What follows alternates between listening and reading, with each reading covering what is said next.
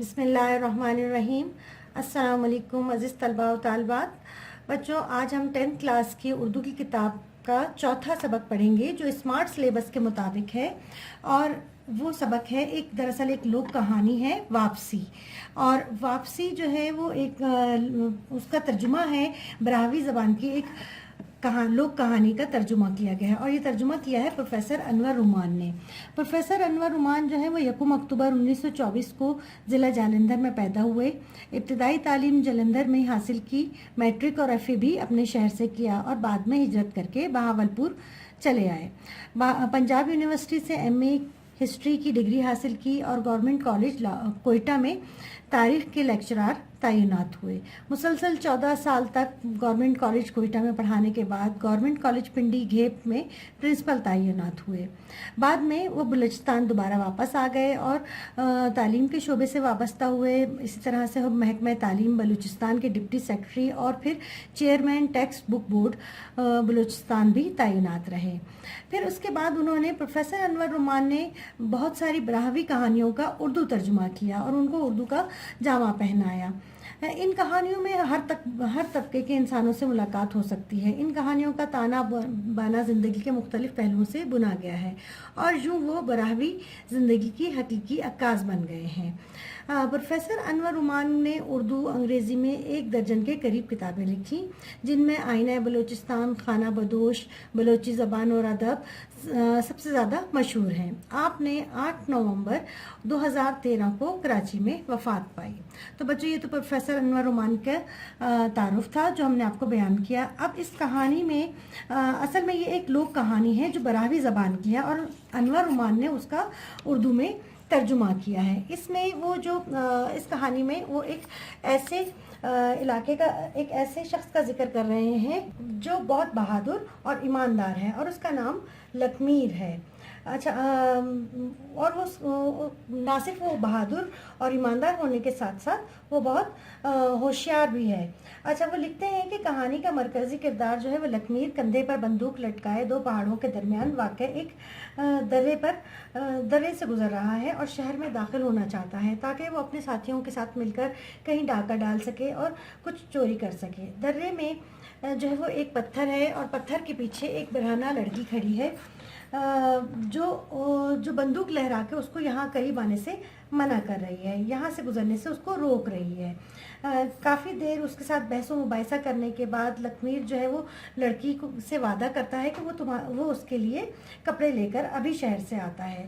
راستے میں اسے ایک شخص ملتا ہے جس کا نام بکال ہے، اور بکال سے بات چیت کرنے پر لکھمیر اس کو وہ بکال بتاتا ہے کہ اس شہر کا جو امیر آدمی ہے وہ بادشاہ سلامت ہے۔ بکال جو ہے وہ لکھمیر کو گھر لے جاتا ہے کہ رات کے وقت میں تم ادھر جا کے چوری کر لینا، اور چوری چھپے جا کر، اور پھر ساتھ ساتھ اس کو مشورہ بھی دیتا ہے بکال، اور پھر بعد میں جا کے چوری چھپے جا کر بادشاہ کو لکھمیر کی جانب سے شاہی محل میں ڈاکہ ڈالنے کی اطلاع بھی دے دیتا ہے۔ رات گئے لکھمیر اپنے 2 ساتھیوں کے ساتھ جو ہے وہ شاہی محل میں داخل ہوتا ہے۔ زیورات کے صندوق اٹھا کر نکلنے ہی والا ہوتا ہے کہ بادشاہ سلامت آ جاتے ہیں۔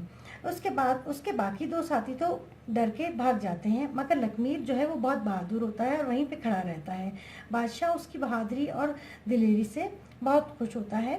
بادشاہ کی کیونکہ کوئی نرینہ اولاد نہیں ہوتی، صرف ایک بیٹی ہے، اس لیے وہ بادشاہ چاہتا تھا کہ اسے وہ اپنا ولی عہد بنا لے اور داماد بھی بنا لے، اور بیٹی کو پھر اس سلسلے میں وہ اپنی بیٹی کو کمرے میں بلواتا ہے اور اپنی خواہش کا اظہار کرتا ہے، اور پھر وہ کمرے سے چلا جاتا ہے تاکہ لکھمیر اور اس کی بیٹی کچھ بات کر سکیں۔ لکھمیر اور شہزادی کمرے میں تنہا باتیں کرتے ہیں۔ لکھمیر اسے بتاتا ہے کہ پہاڑوں کے درمیان میں ایک پتھر ہے جس کے پیچھے ایک لڑکی کھڑی ہے، اس کا انتظار کر رہی ہے، جس کے ساتھ اس نے جو ہے وہ شہر سے کپڑے لانے کا وعدہ کیا ہوا تھا۔ میں اسے کپڑے دے کر، اب اس سے وہ کہتا ہے، شہزادی کو کہتا ہے کہ میں اسے کپڑے دے کر جلدی واپس آ جاؤں گا۔ شہزادی جو ہے وہ اسے ایک صندوق دیتی ہے جس میں سے 10 جوڑے اس کو نکال کر دیتی ہے، اور وہ پھر لکھمیر جو ہے وہ وہاں سے روانہ ہو جاتا ہے۔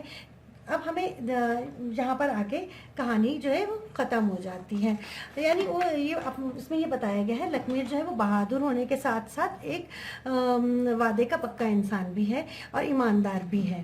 تو یہاں پر بچوں یہاں کہانی ختم ہو جاتی ہے، یہ خلاصہ میں نے آپ کو بتا دیا ہے۔ اب آگے آپ نے کرنا یہ ہے کہ اس کے سوال و جوابات ہیں، تو آپ نے اس کو مکمل کرنا ہے. آپ کے پاس یہ سارے کام مکمل کیا ہوا ہے، یا آپ نے صرف اور صرف اس کو یاد کرنا ہے، اور یاد کر کے اس کو ایمانداری کے ساتھ ایز اے ٹیسٹ دینا ہے. ٹیسٹ آپ لوگ خود دیں اور اس کی تصویر لے کے آپ مجھے بھیج سکتے ہیں. اسی طرح سے سوال جواب مکمل کرنے کے بعد 5 سوال ہیں. 5 سوال مکمل کرنے کے بعد آپ کے پاس آ جاتا ہے دوسرا سوال ہے درست جوابات کا انتخاب کرنا ہے. وہ بھی آپ کی بک پر ہم نے مکمل کروایا ہوا ہے، آپ نے اس کو دیکھنا ہے. اسی طرح سے تیسرا سوال ہے کہ لوک کہانی واپسی کا خلاصہ اپنے الفاظ میں لکھیں. تو جس طرح سے میں نے ابھی آپ کو لوک کہانی واپسی کا جو ہے خلاصہ بتا دیا ہے، اسی طرح سے آپ لوگ بھی اس کہانی کو پڑھ کے اس کا خلاصہ لکھ سکتے ہیں. تو اس کو بھی کوشش کیجئے کہ آپ وہ کہانی کا خلاصہ آپ خود سے لکھیں. اسی طرح سے ہے پھر درج ذیل الفاظ و محاورات مرکبات کو جملوں میں استعمال کریں. اچھا، محاورات کو آپ نے جملوں میں استعمال کرنا ہے، معنی نہیں لکھنا ہے، لیکن پھر بھی میں آپ کو معنی یہاں پر بتا دیتی ہوں تاکہ آپ کو جملے بنانا آسان ہو جائیں. اونگنا کا مطلب ہوتا ہے نیند آنا، رفو چکر ہونا، غائب ہونا، رفیق حیات، زندگی کا ساتھی، گوہر نایاب، قیمتی موتی، خاطر تواضع کرنا، خدمت کرنا، عالم بیداری، جاگنے کی حالت، شرمسار ہونا، شرمندہ ہونا، حواس باختہ ہونا، پریشان ہونا. تو بچوں یہ ان کے الفاظوں کے معنی میں نے آپ کو بتا دیے ہیں، ان محاورات کے معنی بتا دیے ہیں میں نے. اب آپ نے کرنا یہ ہے کہ ان کے جملے بنانے ہیں. اس وقت میں جو سب سے اہم ہے وہ ایک تو یہ کہ آپ کو اس کے خلاصہ آپ خود لکھیں گی اور اس کے جملے بھی آپ نے خود بنانے ہیں، مکمل کرنے ہیں. تو یہ آپ کا ہوم ورک ہے. آپ نے اس کو مکمل طور پہ یاد کر کے پہلے سوالات کو یاد کرنا ہے، ان کو مکمل ٹیسٹ دینا ہے، اور پھر کوشش کرنی ہے کہ خلاصہ آپ خود اپنے الفاظ میں اس کو بیان کریں، اور اسی طرح سے جملے بھی آپ نے خود بنانے ہیں تاکہ آپ لوگوں کو آگے امتحان میں بنانے میں مشکل نہ ہو. اچھا بچوں، اس کے ساتھ ہی ہمارا یہ سبق ختم ہوتا ہے. نیکسٹ لیکچر میں ہماری پھر انشاءاللہ ملاقات ہوگی. اپنا خیال رکھیے گا. فی امان اللہ.